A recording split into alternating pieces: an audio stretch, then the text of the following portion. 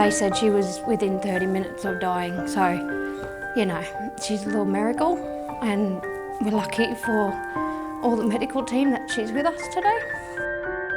We were just a normal family. Charli was not sick at all, like, you know, no background illness.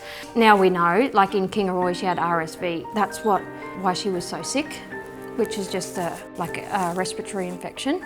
So then she somehow got golden staph, which is MRSA.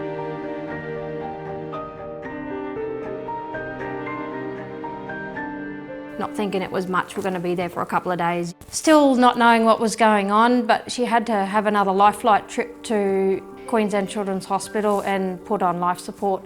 I remember giving her mum a big cuddle as she got on the plane, or the helicopter. And I think we both knew at that point that might potentially be pretty dire.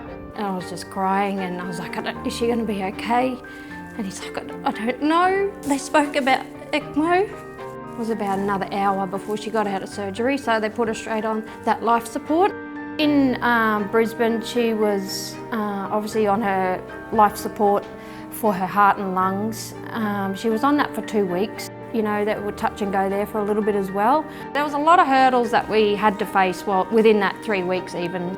We then went back to the Sunny Coast Hospital. We were there for another 2 weeks. We were in the ICU, in the PICU there. It was really great to see her actually walking in and out of the unit when she was going home.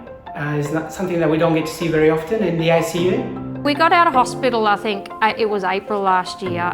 We come home, she had a feeding tube, we had all medicine, she had to wean off drugs. I thought the best thing for her was to see her brothers and sisters, just the love they give her too, like helping out, helping her get dressed and things like that.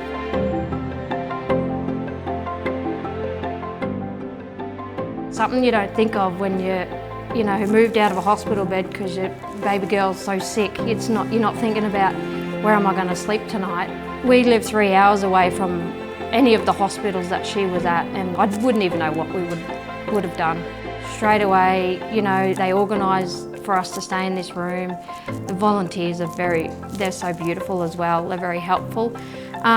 It's just a weight off your shoulders. It's something else you don't need to worry about or think about, and you just know you've got a bed to sleep in and you can go to the hospital. I just walk over the bridge and into the hospital whenever we wanted to. I think we had the clown doctors as well. Like, that was pretty cool, because laughing and music was very effective for Charli, because then it would help move things in her lungs, you know. Laughter is the best medicine.